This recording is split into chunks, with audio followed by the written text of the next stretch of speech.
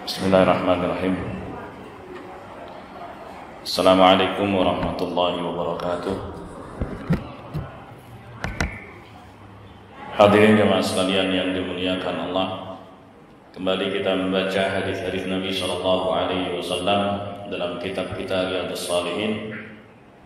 Kita masih dalam bab keutamaan hari Jumat dan darinya, yaitu dari Abu Hurairah radhiyallahu anhu bahwa Rasulullah sallallahu alaihi wasallam menyebut hari Jumat. Kata Nabi sallallahu alaihi wasallam, di hari Jumat itu ada waktu. Tidaklah seorang muslim bertepatan dengan waktu tersebut dia berdiri salat atau berdoa, meminta kepada Allah Subhanahu wa taala apapun, melainkan pasti diberi oleh Allah Subhanahu wa taala. Dan beliau mengisyaratkan bahwa waktu tersebut pendek. Jadi ada waktu yang mustajab. Jikalau seorang berdoa di hari Jumat di waktu tersebut, pasti dikabulkan oleh Allah Subhanahu wa taala. Hadis diriwayatkan oleh Imam Al-Bukhari dan Imam Muslim. Kata Abdullah kepada Abu Burda, apakah engkau pernah mendengar ayahmu menyampaikan hadis dari Rasulullah sallallahu alaihi wasallam terkait waktu mustajab di hari Jumat? Qala qult na'am. Kata Abu Burda, ya, aku pernah mendengarnya. Aku mendengar ayahku berkata, aku pernah mendengar Rasulullah sallallahu alaihi wasallam bersabda, waktu mustajab tersebut antara imam duduk di atas mimbar sampai salat Jumat selesai. Hadis diriwayatkan oleh Imam Muslim di dalam sahihnya. Dari sahabat Aus bin Aus, semoga Allah meridainya, beliau berkata, Rasulullah sallallahu alaihi wasallam bersabda, sungguhnya di antara hari-hari utama kalian adalah hari Jumat. Perbanyaklah salawat untukku. Salawat, doa. Seorang hamba minta kepada Allah Subhanahu wa taala untuk kebaikan Nabi Muhammad sallallahu alaihi wasallam. Karena salawat kalian, doa-doa kalian pasti sampai kepadaku. Hadis diriwayatkan oleh Abu Daud dengan sanad yang sahih. Ada 3 hadis yang barusan kita baca tadi. Hadis yang pertama adalah hadis Abu Hurairah radhiyallahu anhu. Hadis yang kedua adalah hadis Abu Musa Al-Asy'ari radhiyallahu anhu. Kedua hadis pertama yang kita baca tadi menerangkan bahwa di hari Jumat itu ada waktu mustajab. Jika seorang berdoa bertepatan dengan waktu tersebut, minta apa saja kepada Allah Subhanahu wa taala, pasti dikabulkan oleh Allah Subhanahu wa taala doa-doanya tersebut, apa saja. Dan Nabi sallallahu alaihi wasallam memberikan isyarat bahwa waktu itu pendek. Waktu mustajab itu enggak panjang. Ya, pendek saja. Dan para ulama berbeda pendapat tentang penentuan waktu mustajab tersebut. Kapan? Sampai ada lebih 40 pendapat. 40 pendapat mereka sebut. Ya, apakah itu di pagi hari atau di pertengahan hari atau di penghujung hari? Ya, di awal hari Jumat, di pertengahan Jumat atau di ujung hari Jumat. Diringkas dari 40 pendapat itu menjadi 2, yaitu yang ditunjukkan dalam hadis Abu Musa Al-Asy'ari radhiyallahu anhu. Waktu tersebut terletak pada sejak imam duduk di atas mimbar. Duduknya imam di atas mimbar itu kapan? Setelah dia Assalamualaikum, terus duduk sampai sholat selesai. Ada juga yang mengatakan duduknya itu duduk di antara 2 khutbah. Nah, di situ startnya sampai selesai, sampai sholat selesai. Lalu bagaimana cara memanfaatkannya? Kita ketahui bahwa ketika imam sedang khutbah, kewajiban jamaah adalah menyimak apa yang disampaikan oleh imam. Enggak boleh beraktivitas apapun. Bahkan untuk memainkan butiran-butiran batu. Waktu itu Masjid Nabawi masih belum ada karpet, belum ada marmer, ya, masih tanah biasa. Dimainin tuh, orang duduk kan, mainin gitu.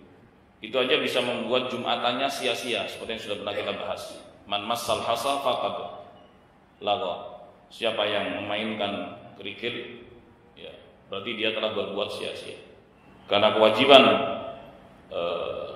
jamaah adalah mendengar dan menyimak khutbah yang disampaikan oleh imam. Lalu kapan doanya? Nah, doanya di saat imam tidak sedang berkhutbah, itu ketika dia duduk sejenak di antara dua khutbah. Manfaatkan untuk berdoa. Manfaatkan untuk berdoa. Terus kapan lagi yang bisa dilakukan? Ketika sholat. Ketika sholat.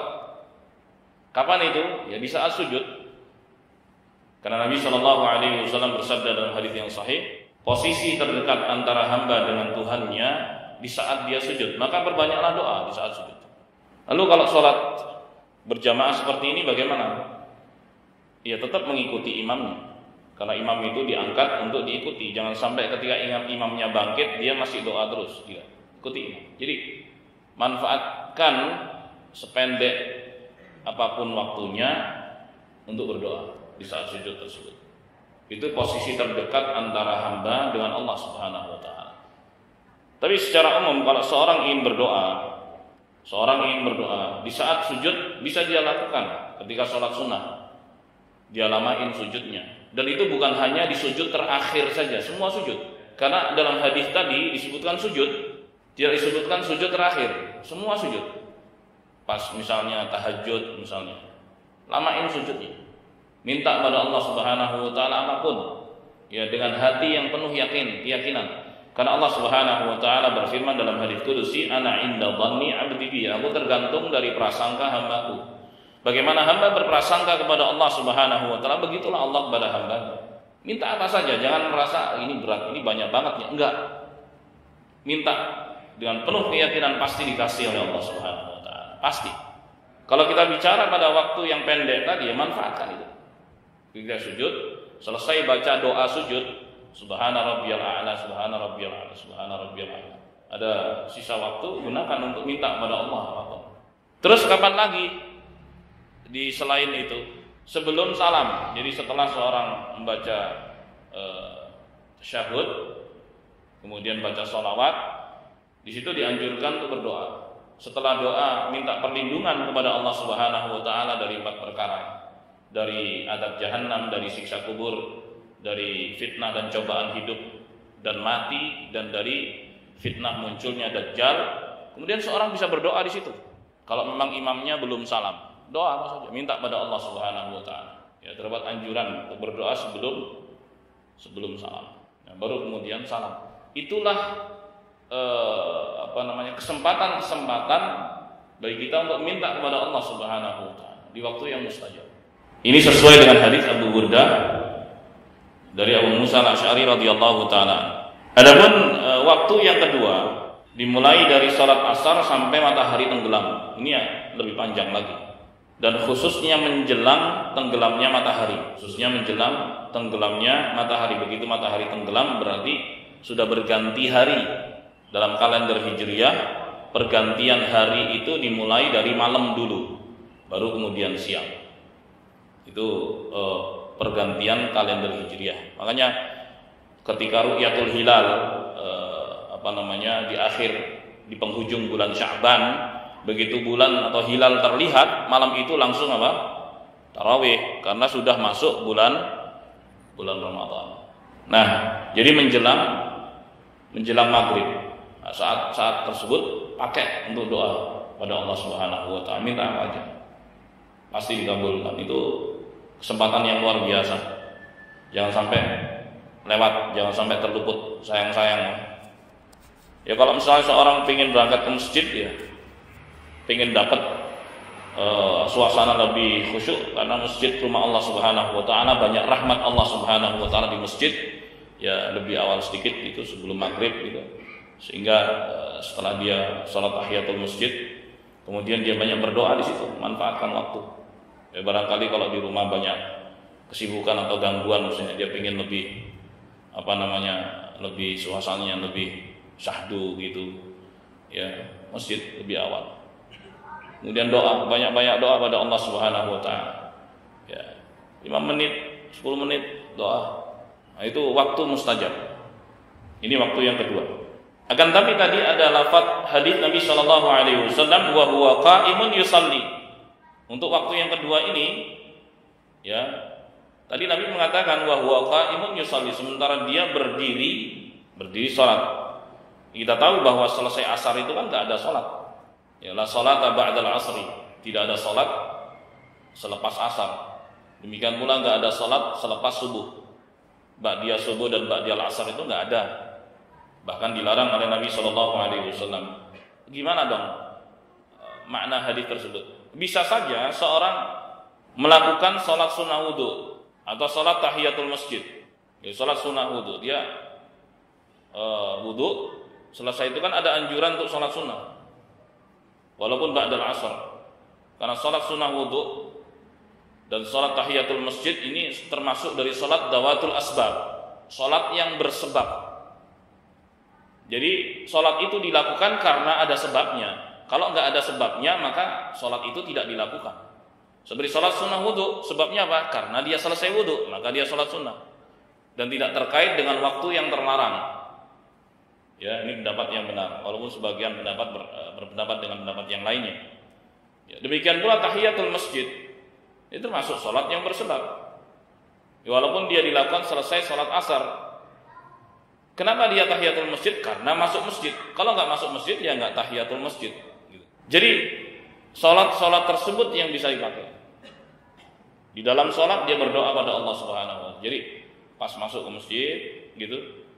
Kemudian dia salat tahiyatul masjid, di saat tahiyatul masjid itu dia berdoa pada Allah Subhanahu wa taala. Pas sujudnya dilamain gitu kan. Selesai salat nanti doa lagi, silakan. Kalau doa saja gimana? Ya silakan saja kalau doa saja, karena makna salah itu adalah doa secara bahasa. As-salah itu bermakna doa secara bahasa. Tapi menurut istilah salat itu adalah ucapan dan gerakan tertentu yang diawali dengan takbir dan diakhiri dengan taslim. Itu makna salat secara istilah. Namun secara bahasa as-salah itu adalah doa. Makanya salawat atas Nabi Muhammad SAW itu adalah doa. Salawat Nabi itu doa, mendoakan beliau SAW agar Allah memberikan kebaikan kepada beliau, agar Allah puji-puji beliau di hadapan para malaikatnya. Kemudian pada hadis yang ketiga, tadi ada 3 hadis ya. 2 hadis pertama menyebutkan tentang waktu mustajab. Nah, di hadis yang ketiga ini ada kekhususan juga untuk hari Jumat. Anjuran untuk memperbanyak salawat atas Nabi Muhammad SAW. Tadi sudah saya singgung sedikit bahwa as-salah jamaknya adalah salawat. Jadi salawat itu bentuk jamak dari salah. Yang bermakna doa. Kita berdoa kepada Allah Subhanahu wa taala, mohon pada Allah Subhanahu wa taala agar Allah melimpahkan kebaikan kepada Nabi kita Muhammad sallallahu alaihi wasallam, dan Allah Subhanahu wa taala perintahkan itu kepada kita. Allah Subhanahu wa taala berfirman, "Innallaha wa malaikatahu yusalluna 'alan nabi." Sungguhnya Allah Subhanahu wa taala dan para malaikatnya bersalawat atas Nabi. Salawat Allah kepada hambanya itu bukan bermakna doa. Kata Abu Aliyah rahimahullah, sebagaimana hadisnya diriwayatkan oleh Al-Bukhari, sana'uhu fil mala'il a'la, yaitu pujian Allah Subhanahu wa taala di hadapan para malaikat. Jadi pujian Allah Subhanahu wa taala kepada hambanya di hadapan para malaikat. Adapun salat malaikat adalah doa-doa mereka kepada Allah Subhanahu wa taala agar Allah memberikan kebaikan, melimpahkan kebaikan kepada Nabi Muhammad sallallahu alaihi wasallam. Di sini Allah mengabarkan, innallaha wa malaikatahu yusalluna 'alan nabi. Sungguhnya Allah dan para malaikatnya itu bersalawat atas Nabi Muhammad sallallahu alaihi wasallam. Kemudian Allah perintahkan kepada hamba-hambanya, ya ayyuhalladzina amanu sallu 'alaihi wa sallimu taslima. Wahai sekalian orang yang beriman, bersalawatlah dan bersalamlah untuk Nabi Muhammad sallallahu alaihi wasallam. Ini perintah dari Allah Subhanahu. Kalau Allah dan para malaikatnya saja bersalawat ya atas Nabi Muhammad sallallahu alaihi wasallam, maka ya kita harus begitu. Kenapa? Di sini Allah Subhanahu wa taala bimbing kita untuk tahu terima kasih. Karena jasa-jasa Nabi Muhammad sallallahu alaihi wasallam besar sekali. Ya, sehingga Islam sampai kepada kita dan kita peluk Islam. Baik, ini perintah jelas clear ya untuk memperbanyak salawat atas Nabi sallallahu alaihi wasallam. Dan namanya doa itu yang khusyuk. Salat itu kan doa. Khusyuklah doa. Dan Nabi Shallallahu Alaihi Wasallam telah mengajarkan kepada kita bagaimana cara bersolawat untuk beliau. Sahabat berkata, ya Rasulullah, wahai Rasulullah, kami tahu bagaimana cara mengucapkan salam kepada Anda. Kaifa nusalli alaik? Bagaimana kami bersolawat untukmu? Kemudian Nabi mengatakan, qulu, bacalah, Allahumma salli ala Muhammad wa ala ali Muhammad kama sallaita ala Ibrahim wa ala ali Ibrahim innaka Hamidum Majid. Wabarik ala Muhammad wa ala ali Muhammad kama barakta ala Ibrahim wa ala ali Ibrahim innaka Hamidum Majid. Itu yang diajarkan Nabi Muhammad SAW. Ada tambahan sayyidinanya? Enggak ada. Tapi kalau enggak ada tambahannya, ya udah lakukan itu saja yang diajarkan Nabi SAW. Walaupun beliau mengatakan ana sayyidu waladi Adam yaumal qiyamah, aku adalah sayyid, pemimpin anak Adam di hari kiamat. Betul itu. Beliau adalah sayyid kita. Beliau adalah Sayyidina Muhammad sallallahu alaihi wasallam, betul. Tapi ketika beliau mengajarkan cara bersolawat kepada kita begitu, ya itulah yang kita kerjakan. Allahumma salli ala Muhammad. Itu pendeknya. Kalau panjangnya seperti yang sudah kita baca tadi. Sama seperti ibadah-ibadah yang lain. Adzan misalnya enggak ada sayyidina Muhammad. Asyhadu anna sayyidana Muhammadar Rasulullah. Enggak ada kan? Sayyidina. Enggak ada. Ya karena begitu yang diajarkan Nabi Muhammad SAW. Jadi kita berusaha semaksimal mungkin untuk mengikuti apa yang beliau tunjukkan kepada kita. Di samping itu, karena ini doa, maka bacalah dengan khusyuk. Jangan diiringi dengan gendang. Jangan diiringi dengan ya alat-alat musik. Ini doa loh. Jangan sampai mengikuti perilaku jahiliyah. Wa ma kana salatuhum indal baiti illa muka'u wa tasdiyah. Dan tidaklah salat mereka, doa mereka ya di Baitullah melainkan dengan tepuk-tepuk tangan dan siulan-siulan. Itu perilaku jahiliyah, jangan ditiru. Doa, masa ada doa pakai alunan-alunan, tabuhan-tabuhan. Sebagian lain bahkan dengan jingkrak-jingkrak, joget-joget. Ini keliru, enggak begitu sholawat yang benar. Khusyuk dong, minta pada Allah, main-main kayak gitu. Terus kemudian dirasa itu ibadah. La haula wala quwata illa billah. Siapa yang ngajarin itu? Maka doalah yang khusyuk, sholawatlah yang khusyuk, ini diperintahkan ya oleh Allah Subhanahu wa taala, dan dianjurkan oleh Nabi sallallahu alaihi wasallam. Bahkan beliau mengatakan, man shalla alayya marrah sallallahu alaihi wasallam. Barang siapa yang bersalawat untukku sekali, maka Allah Subhanahu wa taala balas bersalawat untuknya 10 kali. Jadi bacalah salat yang khusyuk. Ya, karena itu adalah doa. Assalamualaikum warahmatullahi wabarakatuh.